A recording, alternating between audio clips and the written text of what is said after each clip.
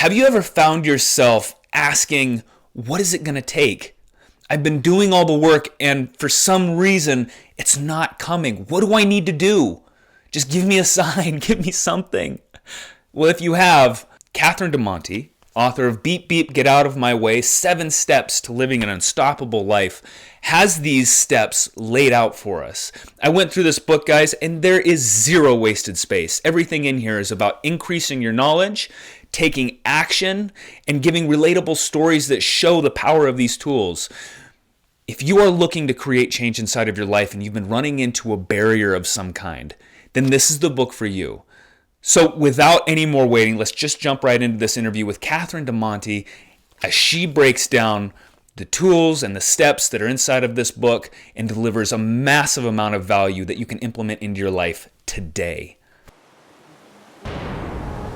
Welcome to Profound Shifts. I am your host, Nate Prince. In pursuit of growth for the mind, body, and soul, we talk to humanity's pioneers, game changers, healers, and disruptors to help you make the profound shifts in your life that lead to peace, joy, freedom, and abundance.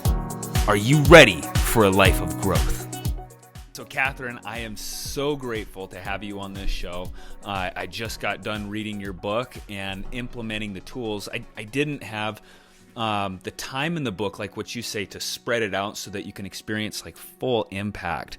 But I went through it, I did the tools, and I found them to be extremely profound and revealed a lot of things to me that like I wasn't expecting. And so I just wanted to say, first of all, that I really appreciate your book.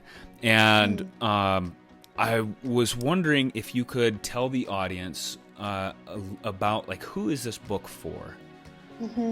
This book is really for anybody who has had a pretty good life, except they find that there's just one big thing that's missing, and without it, their heart aches. And it could be a couple who's been trying for years to conceive a child, or maybe somebody has plenty of money, but they would love to have a partner to share their life with, or they have a partner, but money's really tight and it creates a lot of strain on the relationship and anxiety, and they're worried about losing their house, for example, and they can't figure out how, despite all their work toward trying to call money in and working really hard, it's just not showing up. And for each of those people, they're doing the work, but for some reason, it's been elusive. That's to help people go through a situation like that and to achieve that big thing, that's taking on. Well, I mean, that's big because there's a reason why they haven't been able to create that in their life. So I'm sure that in order to learn how to help people take those steps and get the results that they have seen going through your work with the Abundance Circles, that you have had a lot of different types of experiences. Can you talk a little bit about your journey to getting to this point and like what got you to write this book? Well, before the Abundance Circle was formed, I was seeing people individually, and I still do in my private practice in Southern California.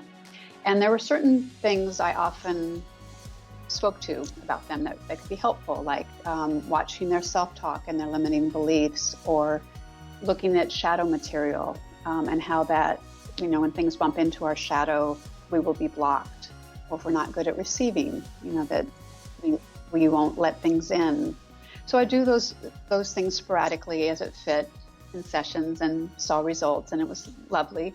But it occurred to me that there were certain things that always showed up in a lot of sessions that always worked. And I thought, if I put those together, and it would be exponentially more powerful to hear all of them. And if I did that in a circle where other people are holding up that vision with you, that would be even more powerful. And if we're speaking it out loud to others, also more powerful, because that's very different than writing it in your journal, in your bedroom, and closing the book. When you speak something out loud, it's now real in the world. You've got other people holding it, and you're learning these tools that are extremely powerful. So that's how the Abundance Circle came about. And the things that I've seen in there that have happened have just been extraordinary. Things on paper looked pretty impossible. And I wouldn't want to have said that to the people in the circle at the time. I wouldn't want them to know. I mean, by their own admission, like that. For example, there's somebody in the story who, by no fault of their own, their house was in foreclosure, and they had just filed bankruptcy. And what she wanted was to go to Hawaii and see her grandchildren, but she literally had no money. But the rest of the group kept saying, "I see that for you. I can see that." And lo and behold, her husband got offered a job in Honolulu, the very town that the grandchildren were living in during the time that she was in the circle. And that kind of thing happened all the time. And that was so exciting because they would, or maybe they would bring in a picture of the guy they were, and what they wanted to do was back a partner. And I think this might be him. I met a guy, and it would be him. And the whole group would just swell with excitement because we've been planning that for them too. Yeah. So, about how many people do you find like your abundance circles to be really productive and effective for the people that are in it? I mean, is there like a limit to the size that you can go where it starts losing its power? Or my circles are really small. For one thing, my space is fairly small, but I also want people to have a lot of individual attention. So there are only about 5 people per circle. Perfect. And I run them several circles throughout the year. So I imagine that the people that go through this develop pretty strong relationships too, as they watch themselves go and the others go through the journey. Yes, they become very close. Sometimes they've asked if they could do another round, and it's not necessarily going over the tools, but I think it's that they don't want to not be with each other anymore. So we'll have another round that's just a process group where we just come in and share. That's happened a couple of times. Or I notice that they go out a lot together and, outside of the circle. They become very close. There's beautiful. A bond that gets formed. Yeah. It's really wonderful. So, okay, so let's, and then one other thing is we didn't really touch on, so how long have you been working as a psychotherapist? I've been working as a psychotherapist over 25 years, close to 30 in private practice. Mm-hmm. So but that's...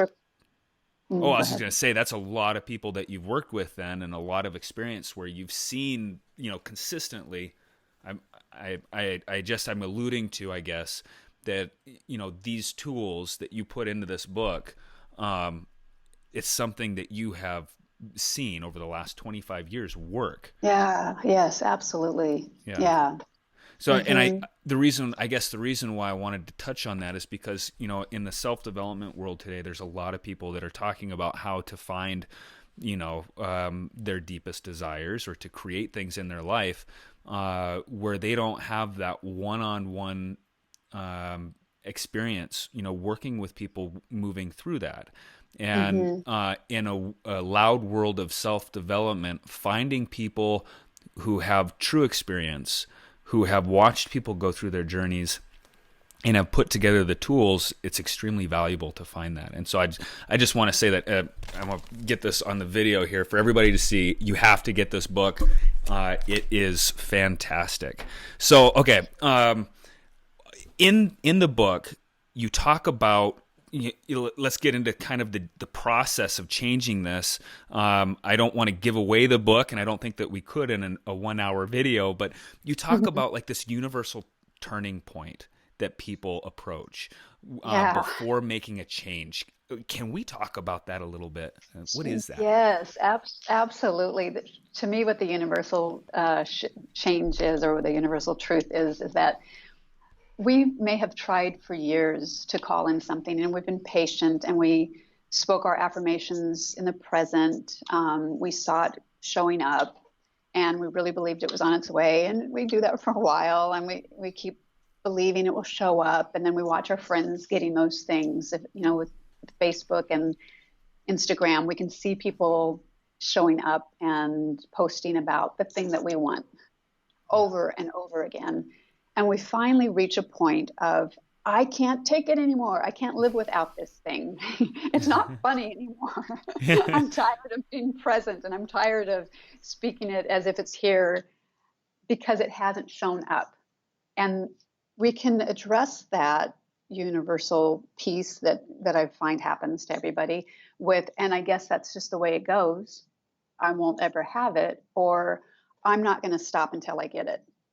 This kind of resolve that shows up when I can't take living on the edge anymore. I can't take living paycheck to paycheck. I can't take not having a partner. I really want this to happen. So what happens with that is that our energy changes.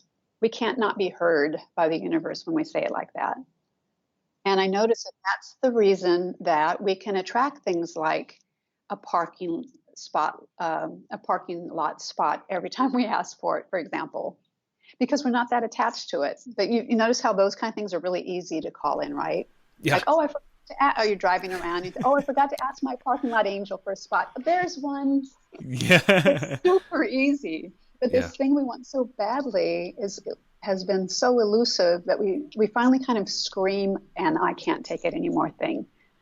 And what happens is behind that energy comes, and I'm going to work until I get it. I'm going to ask my friends, how they met people. I'm going to go on online sites that used to scare me, or I'm going to work differently and try to attract money. It just something shifts in us that we're no longer as passive about expecting it to show up. We add to that all the things we were using before, a kind of energy that I'm not stopping until I get it. That's powerful. When you were talking about this, thought popped into my head where, I guess I'd like your input on this. Is it almost seems like it gets to a point where anger becomes a constructive driver for us to change? Is that? Mm-hmm. That's well said. That's exactly it. Mm-hmm. So rather than, I'm just curious, do you see people take the anger that they may feel at themselves for not having it and like turn it around, or like, what am I touching on something? I kind of feel like there's maybe a dynamic there of moving the anger from, say, internal to focusing it on external, like being able to use it constructively. Mm-hmm, absolutely. And since anger is generally a secondary emotion, underneath that might be frustration or sadness or something like that, but it gets fueled as anger and a kind of resolve toward making it happen. And you're right, it could be internal, but how I often hear it expressed by clients is sort of angry at the universe. Like, I'm a good person, why is this not happening? Or I've been praying for this. There must not be a God, or like I'm doing the things that I've heard are universal truths for manifesting, and it doesn't work for me. That kind of thing, and it brings up such sorrow and frustration. But that gets turned in, as you said, into anger, and something shifts. I notice that people have good things show up in their life. So it's almost like we have to reach that place before we can really start creating, the shifts, like what you're saying, change the energy. Is there a way that people can, and maybe we'd get touch on this later, but I'm just curious, is there a way that we can get to that point? Like we can make it, rather than getting to the point of like completely like, I'm done, this isn't happening anymore. Like, is there a way that we can make that shift internally without having to get there? Yeah, I do see that happen too. A lot of the people who join the abundance circles didn't necessarily have that point. They were in a place of calm, but wanting to attract something, and by they were able to call it in. And I didn't see in them an I can't take it moment. But they deeply wanted the thing that they What do you think it is that separates the person, that starts taking the actions or using the tools or getting to that point? What is it that separates them from the person that has to get to the point where it's like this just can't happen anymore? Is there something common that you see like between the two people that helps these people get to that, make the change before getting to the breakdown or the point where it's, Yeah, that's a really good question. I think probably how long they've been waiting makes a difference. If people have been waiting for 2 decades to call something in, like, for example, their money story, I find them a lot more frustrated and more likely to have that breaking point of the I can't take it anymore moment than people who have maybe tried dating for a couple of years and they haven't met somebody and they really want to find the one. They don't have that. They may have a longing, but I don't necessarily hear it spoken in anger and frustration. It's more of like a longing and a desire. That makes sense.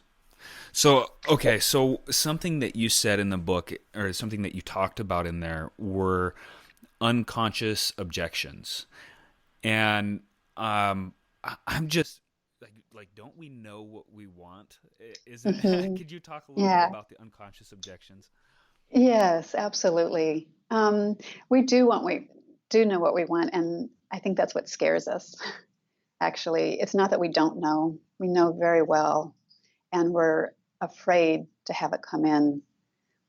It would mean we'd have to shift, or we might have to look at our faulty beliefs, or we may call it in, and then new levels of discomfort show up. Like, who am I to have this? Or I finally have a relationship, but what if it's true that all men cheat, or love doesn't last, or whatever story we've had?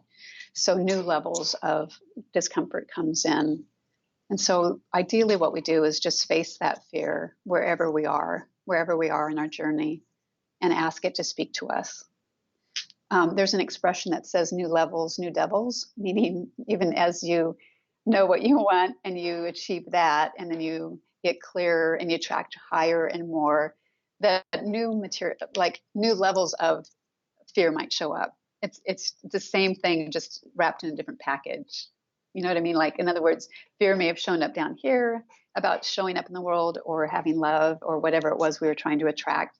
And then we get it, and then more comes up around fear of, but what if it doesn't last? So or whether it's money or partner, like, now I have it, but what if? So at each place, you just want to keep talking to fear and asking it to what it wants you to know. So it's not like there's this destination. I think we read about this a lot in like spiritual philosophy, but it's not. It sounds like what you're saying is it's not about arriving at the destination. It's about learning to use these natural parts of life, I guess, to say, and to continue taking the steps forward, rather than just saying, like, I'm going to get to this and then my life's complete. Right. Which may sound daunting, but it's usually just the same emotion or same thought coming up, even if as we go. So I don't think we end, but it doesn't mean that we'd have to do the deep work each time. I like thinking of it as taking a hike on a mountain. Let's say you're going round and round and round, and you start at the base and you're trying to get up to the top. So you may keep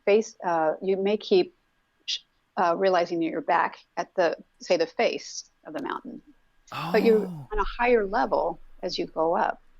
So you're not really doing all the work. You're just saying, oh, good to know. I still have fear in that category, or I still have that faulty belief. I didn't know I still had that belief. And then you do whatever work needs to be done to tend to it. Beautiful. That makes sense to me. So each time, I love that. I've never heard the new levels, new devils.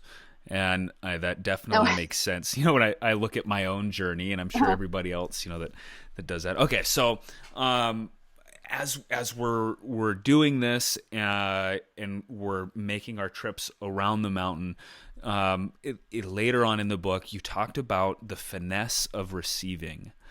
And I really loved this part of the book because it applies to so many different levels in our lives. And I guess, can you talk a little bit about that, about the finesse of receiving versus getting? Yeah, absolutely. And I'm glad you love that part. I do too. It's one of my favorite tools, actually. And it's so simple once you know it. And it's way up in the beginning. It's right after the deep desire plus work tool, which is about getting clear on it. The very next one is learning how to receive. Because if we ask for something and it bumps into our inability to receive, it's still not going to show up, right? Mm-hmm. And you're right. I do mention that it's not about getting, it's about allowing. And we have been really well practiced at not receiving in our lives. We can't even receive a compliment very well. Yeah. We feel like we automatically have to give one back, or we make it small, like, oh, this old thing, I got it at Ross. It was $5, instead of just saying thank you. Yeah. So we have to learn how to just receive with grace and graciously, and that allows the flow to come in. And I have really concrete steps in the book on how to learn to receive, what we can do to practice and exercise that muscle. Yeah. And I also explain a little bit why it's so that it's become so difficult for us. There's a myriad of reasons why it's become hard. Like, one example is that we've been taught it's better to give than to receive. And we take that to an extreme and think that I really shouldn't receive. That's somehow selfish or arrogant, or I owe somebody if I receive, or all this made up stuff. Yeah. But one of the things that helped me receive is remembering how good I feel when I give somebody something, and I'm robbing them of doing that if I don't receive what they offer. Whether it's help or a compliment or even feedback, whatever it is, or a gift. Yeah. You touched on something in the book that really got my mind thinking. That's about how learning to allowing basically receiving, and how that affects relationships. So I had never really thought about that, and I guess it kind of struck me just looking at my own personal life, and I saw that there was tremendous value in that. And then, when you say there's so many of us that struggle with this part of life of receiving, I can see how that would play out in so many relationships. So can you talk, just touch on maybe how that plays into relationships? Absolutely. So if you think of the word intimacy, it breaks down into me, see. And if we're not good at receiving, we're not allowing people to see us. We're blocked. So there are a couple of examples of how it showed up in my practice that I noticed. There was one woman who works as a psychotherapist, so her job is all about giving and being on the other end. Yeah. And also had a friend who she sat with, who was dying of cancer, and the last 2 years of her friend's life was with her and giving a lot to her. So both in her work and in her private life, she was all about giving, and it felt right, it felt natural, and it felt, loving in both places. She was depleted, and after she got the receiving tool in the circle she was in, well, it was actually in that very session, she had an aha moment and shared that she'd been with a friend who eventually died, but that she'd been giving so much, and noticed that in that period, she and her husband weren't very close, and that she was not receiving from him at all. She was so used to only giving. So if she was like the tide, she was only going out. She was never coming back in. So she was depleted, and it blocked intimacy, and she went home and shared that with him, and it changed the dynamics. Yeah. Wow. It can also show up if we don't receive our partner's help.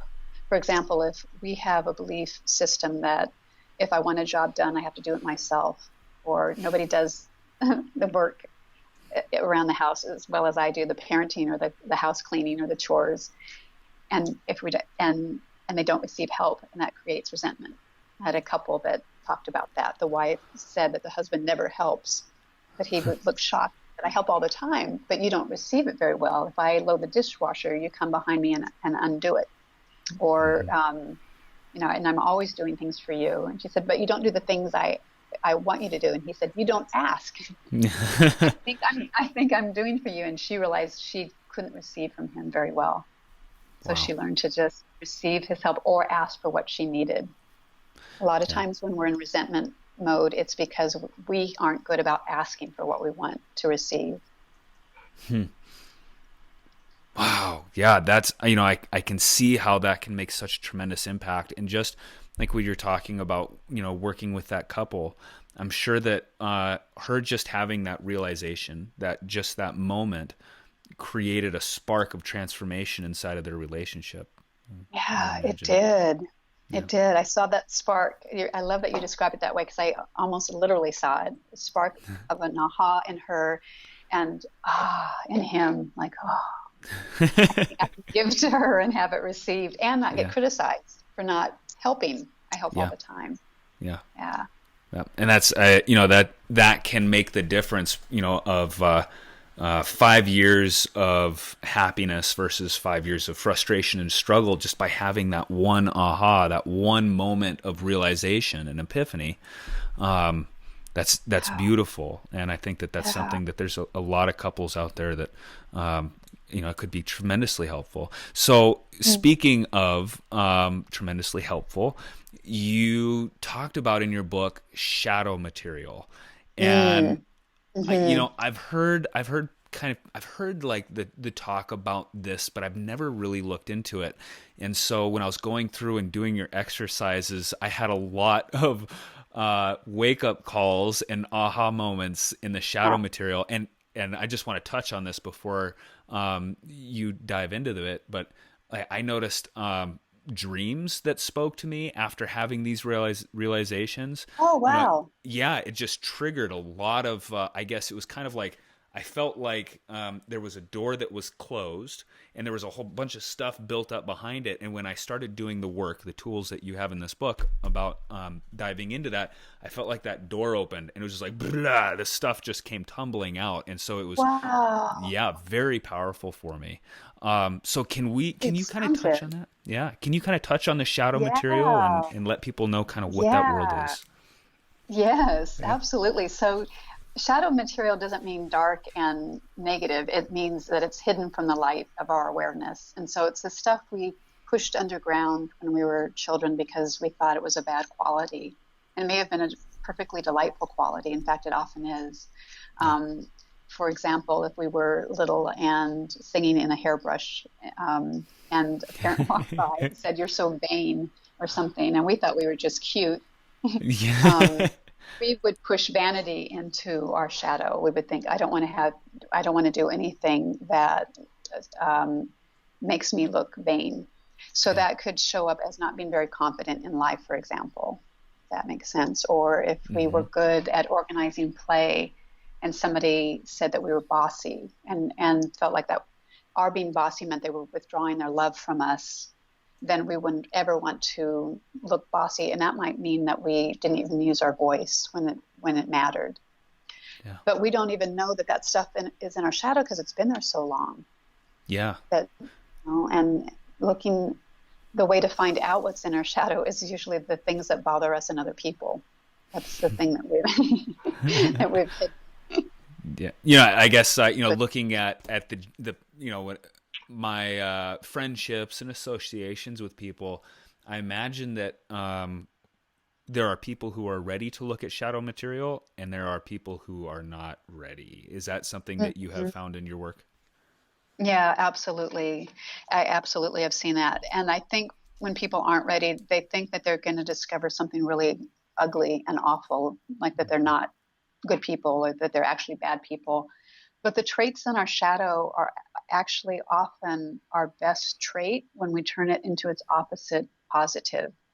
So what that might look like would be, it was a beautiful trait to start with, and somebody else judged it, and we thought it was, quote, bad, and it's not.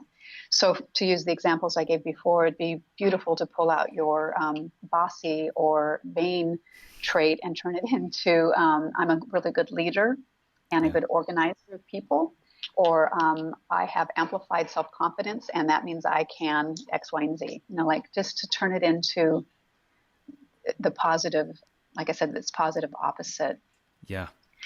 And I love that in a manifesting circle or an abundance circle, because I've never seen it in one before. But if we don't know what's in our shadow, I don't know how we can call in what it is we say we want, or it can bump into that. And we won't know why. We can only go so far in attracting the life we want to live. Well, I think, what strikes me as interesting about that is it sounds to me that most of the shadow material that we have, each one of us, it comes from those childhood years when, we're highly impressionable. Hmm. Can shadow material show up from later on in life, or is it all just childhood stuff? It's the stuff we put in long, long ago and Yeah. have buried. We can be triggered by other things and we might not like certain Hmm. things and not want to look at them, but I wouldn't necessarily call that shadow. Shadow is the stuff we put in long, long ago. Okay. And it felt important and imperative to hide that trait because it feels like we will die if our parents don't approve of us. I mean, they can withdraw their love, they can leave us out in the cold. I mean, we don't think that they're really going to do that. It's not even conscious, but Yeah. it's vital that we have their approval. If they don't approve of certain traits, we bury them, and it goes in really young and really deep, and then we forget it's even there. Wow. And then what you were saying is, so this stuff that goes in when we're really young, we don't even know that it's there. It can actually, so we don't know it's there, yet it can stop us from achieving those big things or that one big elusive Mhm. thing in our life. So by addressing this part of us, um, and by incorporating the strengths and realizing the positives, it helps us move towards it. So I Mhm. think that's extremely powerful, that people take the time to go back and I guess I would also say probably be courageous enough to look at Yeah. that. Yeah. Yeah, it takes a warrior, doesn't it, to look at our shadow stuff. I Totally. always tell my clients that they're brave because I think looking at this material that's so hard to look at, we put it there for a good reason. Yeah. Um, to pull it out and look at it really takes bravery and courage. Yeah. That's really beautiful. Okay, so I think we kind of touched on this, but if you were to, if somebody was wondering, okay, so how do I deal with my shadow self? What's something that you would say to them for that? I would say pull it out and look at it and face it. That's the first step. And to think of it as the sand that gets into an oyster and gets rubbed and turns into a pearl, that it's really, I know that it's agitating and it's rough, but that's really where the gem is. And Yeah.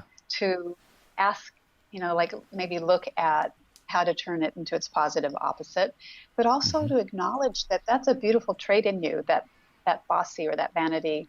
Um, like, like you were a cute little kid singing in the in the to the brush, or you were really good at organizing, and to really acknowledge the inner child inside Yeah. for the shadow, that the things that they shadow, like reframe it, Totally. invite it out. Mhm. And I think something that I noted when I was reading this, that it really came to me is, before, well, at least this is for me personally, and this may not be true for everybody, but trusting what your subconscious says to you, trusting what is revealed to you when you start trying to look for these things. I think it's really Uh-huh. easy to just pass off a memory as that, well, that that it's not speaking. But when you're Yeah. really digging, when you're really searching for these kind of things in our lives, what the subconscious or what our mind presents to us, oftentimes really is important and valid, and should be addressed. That was just something that popped up when you were talking Absolutely. about. Yeah. It's so true. Sometimes we have that little film clip that shows up in our brain, like when you're in the shower or washing dishes or just being completely still, Yeah. and you'll have a quick memory. I like thinking that of those as our inner child kind of poking at us and saying, "Remember that time when?" And then if we pulled it like it was a ball of yarn and you pulled the little piece of thread and tried to get to the center and found out like why did you mention that now? There might be a piece in there. I think whatever shows up is always pertinent. Not that we have to do that all the time, but you're so Yeah. right. These Yeah, things are I so love that like, analogy just pulling on it, because that really is what it's like. You can follow it if you yeah, want, or you can just let it pass away. Yeah, yeah, yeah, yeah, exactly. Hmm. yeah. Something that I thought was really interesting is that you referenced that you looked at like life like a four-legged table, and you Hmm. had on those the emotional, physical, mental, and spiritual, and Hmm. talking about balancing those. Can you talk a little bit about how that works and what it looks like when we're out of balance? Sure. So since I do picture it like a table with four legs, the ones you just mentioned, if you think of one of those legs as cut shorter than the others, it would be out of balance, right? And so spending time tending to the mental, emotional, spiritual, and mental, physical, emotional, spiritual pieces of our lives becomes really, really vital when we spend time on all of them.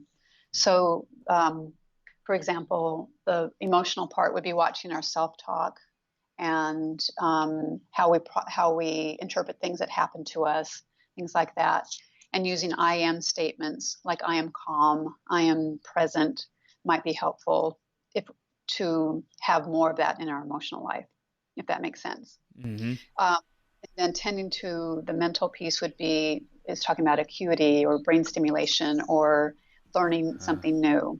And so an I am statement that could be helpful would be, or a couple of I am statements would be, I am bright, or I'm a foreign language ninja, or I am, like really watching that and trying to exercise that muscle. Yeah. The physical would be tending to our body as if it's a temple, because it is, and eating healthy food and exercising and watching our self-talk about our body would be really important. So I am statements like I am fit, I'm strong, I'm healthy would be important. And then the spiritual component may or may not include religion. To me, it doesn't necessarily, but it's about remembering our higher purpose and what we're doing here and our connection to each other and being out in nature. So I am statements like I am connected, or I am love, or I am, whatever we try to attract around our spirituality and our connection to others would be an I am statement. So tending to all those four legs of the table of every day in ways that we find meaningful is really, really vital, or we're out of balance. So do you normally find that people are strong, say in like 3 and weak in 1, or is it? Yeah. Well, I don't know what numbers are, but definitely they'll be stronger in some than the others, and the lack of balance will make itself known in a way that catches our attention. And I guess the reason I made that face is because sometimes it really catches our attention, like things can show up physically and grab our attention, or there was an example of somebody in the book who worked really, really hard, a lot of long hours, constantly with his wife, but didn't focus on the other legs of the table at all. And it ruined his marriage because he was just not present. And that's a kind of a common thing. It's really vital to live as holistically as we can. Right. That makes sense. Well, and so when we're in that place where we need to start, looking at these legs of the table, or we need to start making different decisions, you talk about love and fear and their influence in how we move through this world. Can you kind of touch on your thoughts of love and fear, and how to know the difference of where we are? Sure. Yeah, I'd be happy to. So it's said that fear is actually the true opposite of love. It's not hate. And the main places we can come from, emotions and everything else is underneath them. It's really important to know that we want to come from love as often as possible. And one way to know is we'll feel differently in our body when we make a decision based on love versus fear.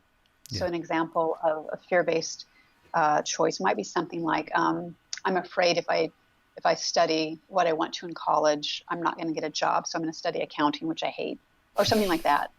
Right?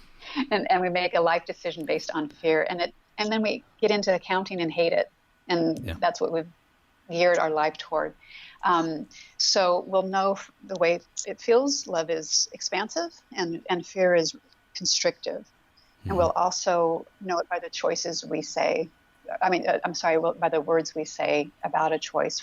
So if we are in a relationship that's not working for us, but we say things like, I'm afraid to leave, And what if I don't find somebody else? Or I'm afraid nobody else will ever love me. Or, you can hear the languaging in that. But in Totally. that situation, what love would say is, I love myself too much to stay in this relationship that's so painful or abusive or not working. Wow. Mm-hmm. That's, you mentioned, the example of making that decision out of fear and moving into, say, like accounting. Um, I can't help but drop my head and just think about, all the decisions, I know that I've made in my life out of fear, Mm-hmm. and all the people out there who are in that place of suffering right now because of a past decision that led them there. And I hope that more of us can hear this message of what you're talking about, coming from this place of love, and then have the courage to start making the changes, just like you said, love yourself enough to make those Mm. shifts. That's huge. Yeah.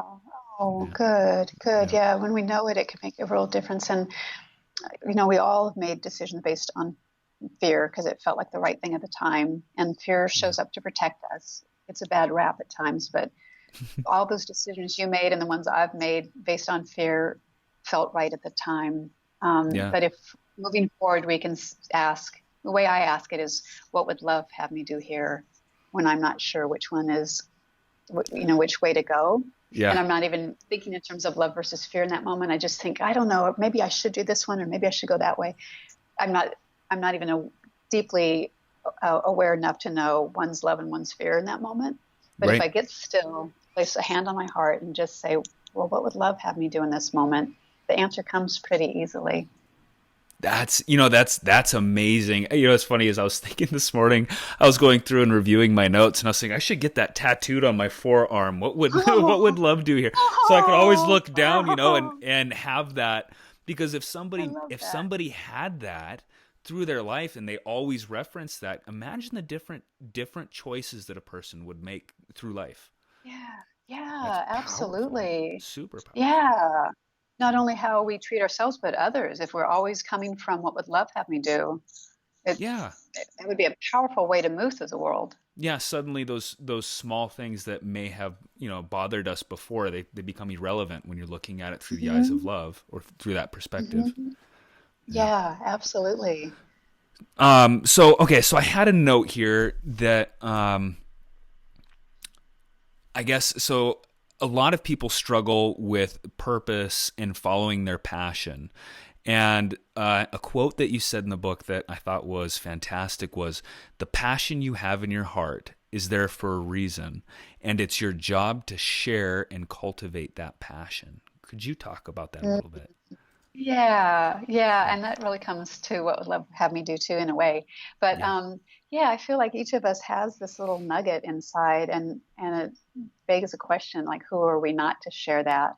We're Wow. not empowering ourselves, but also we're robbing other people of that. So our passion really drives purpose. That there's some purpose that we're here for, Yeah. and it shows up as passion, whether it's your art or writing, or you're a poet, or you're a mechanic, and you're really good at this thing and you're passionate about it. When you withhold that, you're not only not showing up fully in the world, but you're robbing others of that gift. It's Hmm. really sort of upon us to for all of us to share that. That's a mindset shift, because I think maybe a lot of people think, or struggle with the idea of like pursuing that, like you said, like, who am I to do that? But to make that shift to that, you're actually taking away from other people by not embracing it and Hmm. not sharing it. Hmm. That's such a powerful Yeah. transition. Oh, Yeah. good. I'm glad to Yeah. hear that. Yeah. Yeah. It gives us more permission, doesn't it? It Unfortunately. does. And fortunately, meaning it's sad that we need that, but it's helpful to know that too, Yeah. that yeah, that others can benefit. Yeah. Okay, so there was another quote that I thought that was, really powerful, and you said, "The suffering our fear causes us becomes greater than our fear of facing it." Yeah. Yeah, Yeah, that's so true. Yeah. yeah. That's absolutely true. What did you take from that? Well, I guess from me, what I took from it is that,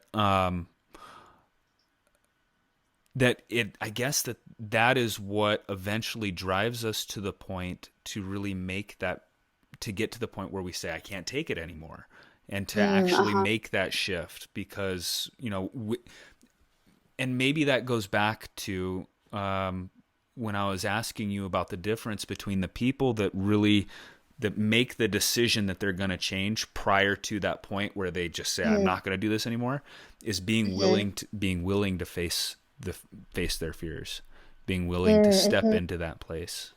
Yeah. And if we do it gently, it's really not that scary. The way I think of it is, I think of like walking on a path with a younger version of me. And let's say that little me runs off because there are flowers over there and there's a stream over there, and she's just curious. And the adult me is nervous about, like she could fall in or she could get lost. But if I just gently call her back and take her by the hand and walk with her and just say, what'd you see? And what were you looking at? And tell me about your curiosity. It's really not that rough.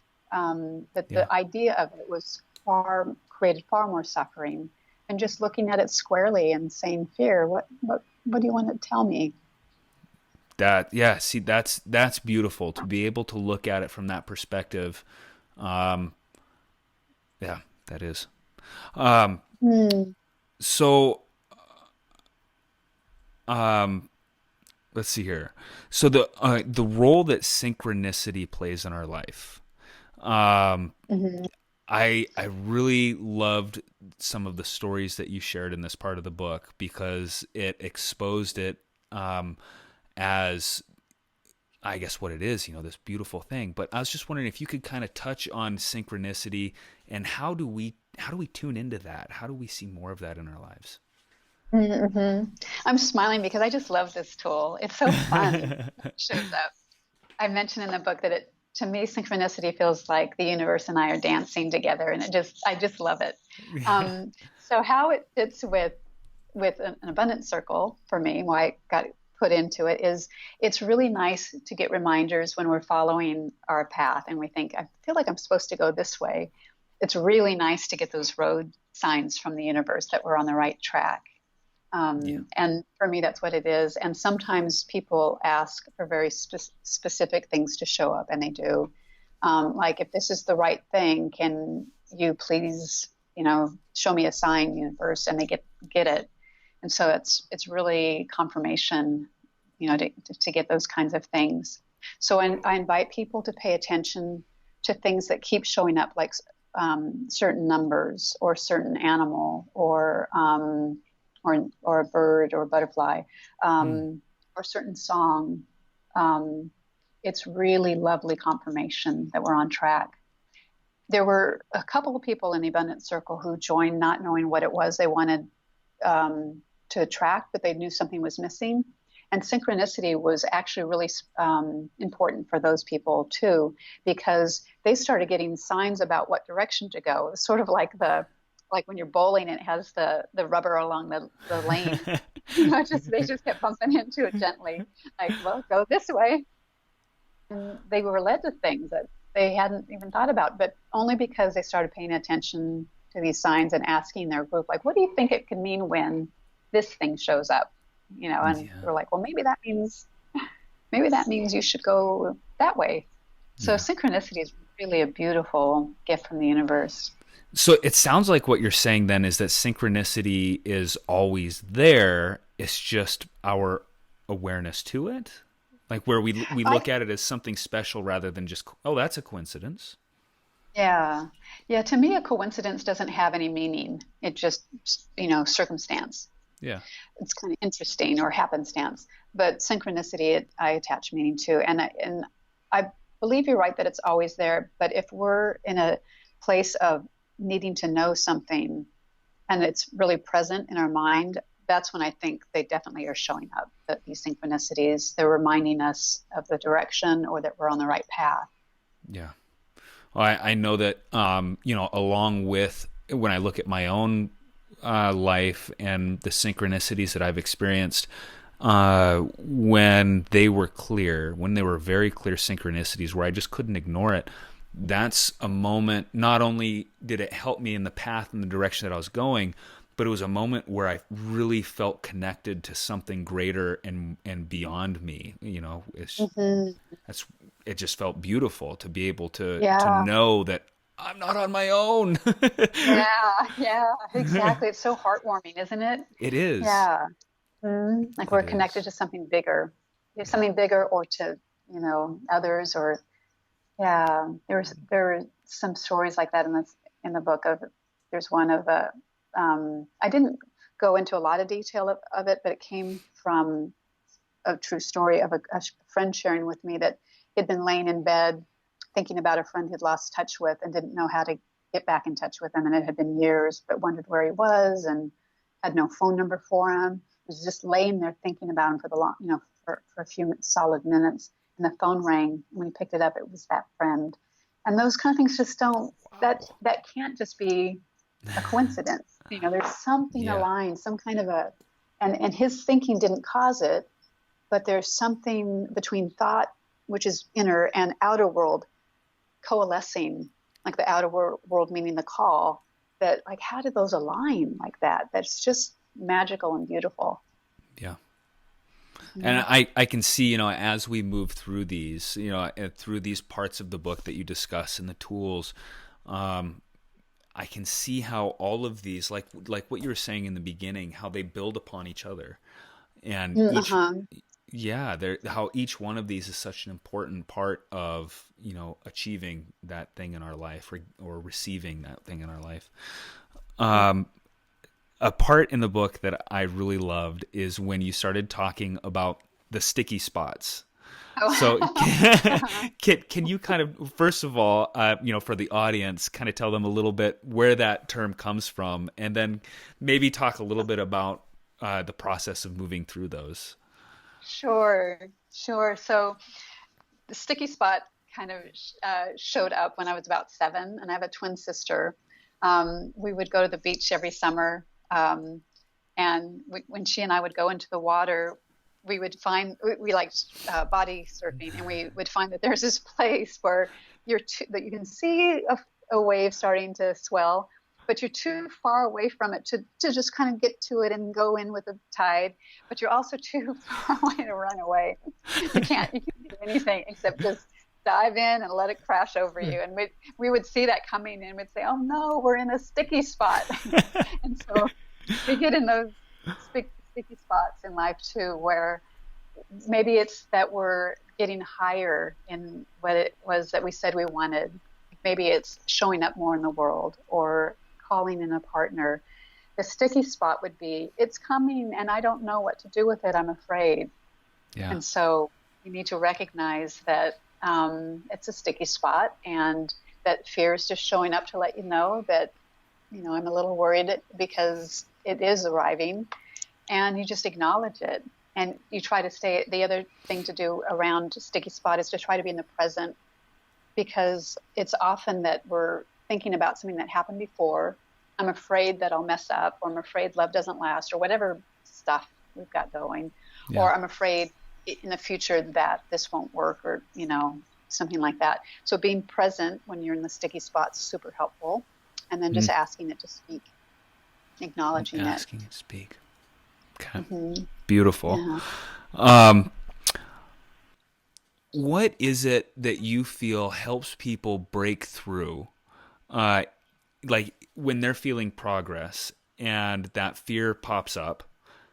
And oftentimes I don't know if we really recognize it. I'm just speaking from my own experience. It's like I look back at a time when I was making progress, I was doing great, and then for some reason, unbeknownst to me at that point in time, like I just I kind of froze up. Yeah.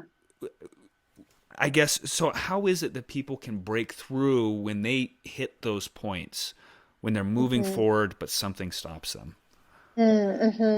Well,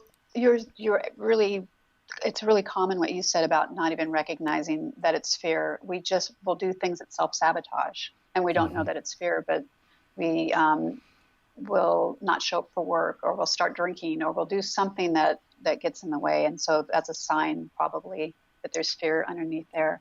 And so what we tend to do is push down fear and try to suppress it and say things to ourselves that we wouldn't say to a friend going through it. we say things to ourselves like, get over it, or you should be past this, or this is what you wanted, and completely deny the feeling trying to emerge. Wow. But instead of acknowledging that it makes sense I'm anxious, even if it's not working well in the world, for some reason our feelings are showing that I'm anxious, and we want to acknowledge that as opposed to pushing it down, because that makes it show up in really unproductive ways when we push down any emotion. Yeah. So noting that we're self-sabotaging or that we're stuck, and then acknowledging it and letting it speak rather than pushing it down, which does not serve us well. Yeah. Or doing things that, like distractions. Yeah. Oh, okay. Yeah. That So we have to clean up. Yeah. Yep. And then we lose sight of, maybe that original target that we were heading towards Yeah. Yeah. Yeah, absolutely. Yeah. Mm-hmm. So one question is, for anybody who's in the audience who's watching this, and what would you say if you had to give them one piece of advice for moving forward, for achieving that one elusive thing that they've been searching for? What would that be? Well, the immediate answer would be like doing the tools in order. But I don't want that to sound like a plug for a book that does bring. I will make the plug for you. Get the book. Get the book. Yeah. Thank you. But I would also look at, if I had to break it down into one, I would look at what do you think might be blocking that from showing up? Like what fear may you have around you actually having that? Like, who would you be if that was to show up, for example?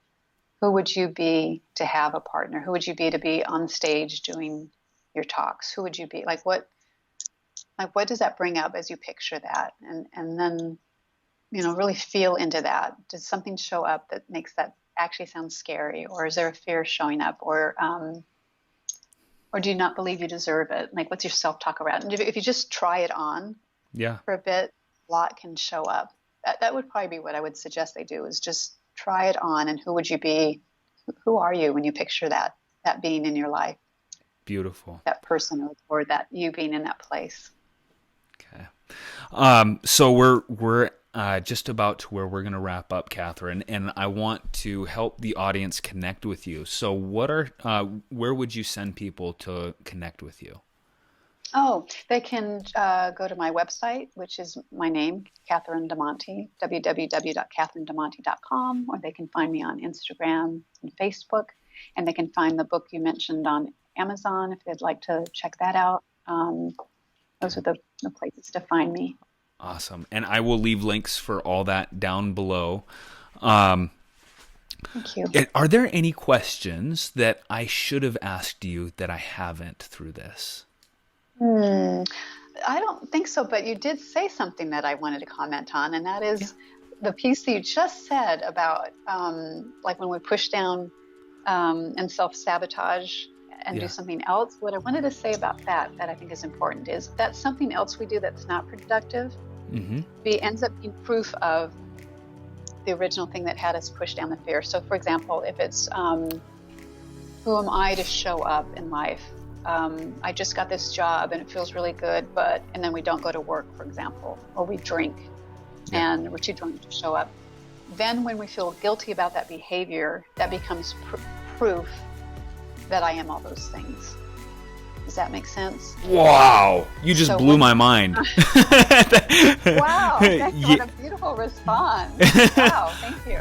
Well, yeah, that allowed me to see and make that connection I'm sorry, I interrupted you. No, I loved it. And that's all I had to say about it, because you fed that to me by talking about, and then we did these things that self-sabotage, and then we got off of it.